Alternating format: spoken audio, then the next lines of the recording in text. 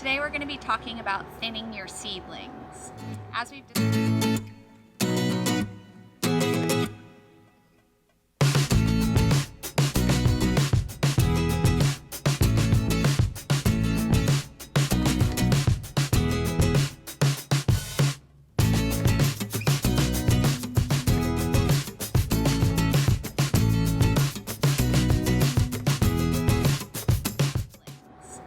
we've discussed in other posts, it's very economical to use seed to start your garden. But part of that is knowing that you will be thinning and losing, harvesting, killing some of those babies. And that's okay because you're getting 100 to 200 seeds started and you narrow it down to the 20 or 30 that you need in the long run. So what we're going to be doing today is talking about how to thin the seeds so that your plants grow as big and optimally as they can in the space given. You're going to be looking for the smaller plants, the plants that have deformed leaves, things that have yellowing leaves, any signs that that plant may be weaker than the other ones next to it. So basically what you're going to be doing is slowly going through and thinning about every week to 2 weeks in the beginning. And instead of thinning all at once so that you're at the proper spacing for whatever plant you're working with, I highly suggest just thinning slowly so that if, say, some pests come in and eat some of the plants, or if you disrupt the root system and a couple of the plants that were near one of the plants you pulled gets lost or whatever, you don't end up losing all of your plants. Because that's certainly a bummer. You don't want to thin too heavily and then end up with nothing. So what I do is I usually just go through and thin to about half of what I would think needs to be done in the long run. That all depends, of course, on what you're planting and working with for the day. So radishes, they only need a couple inches in between each one so that the root can grow nice and big.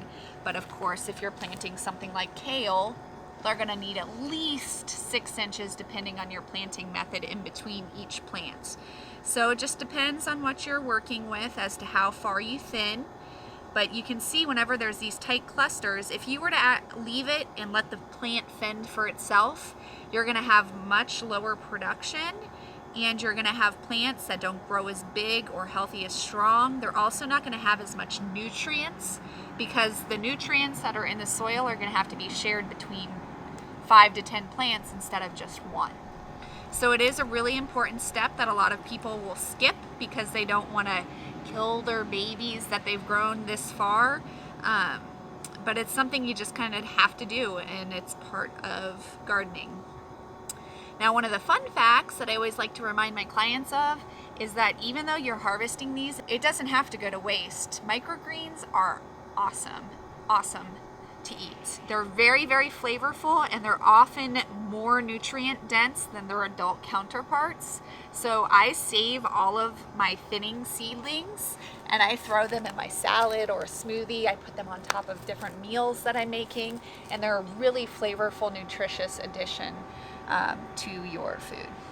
This one has malformed leaves that are kind of small. It doesn't have any of that new growth that you see in this one here. You don't see that new growth really going on here. The leaves are kind of curled up. That's probably not your strongest pick for that area.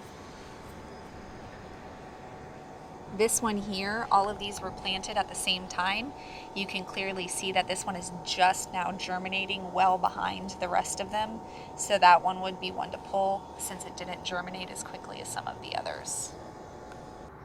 You don't just do that one time. Like I said, you want to make sure that you repeat the process every few weeks until the plants are fully mature. So these here are a couple weeks older, and you still want to make sure the thinning process is progressing. So I'm looking for the smaller, weaker of this cluster so that I make sure that the radishes have plenty of room to fill in and grow big and strong. So here we don't have as big of a bulb, some yellowing leaves. That one can go. Same goes for this one here. Much smaller than the rest, not as strong. If you have any questions about this process or how to thin your seedlings, make sure to leave a comment below and I'll get back to you as soon as I can. And if you liked this video, make sure to give it a thumbs up, hit the subscribe button and the little bell right next to it so you get alerted every time there's new videos released.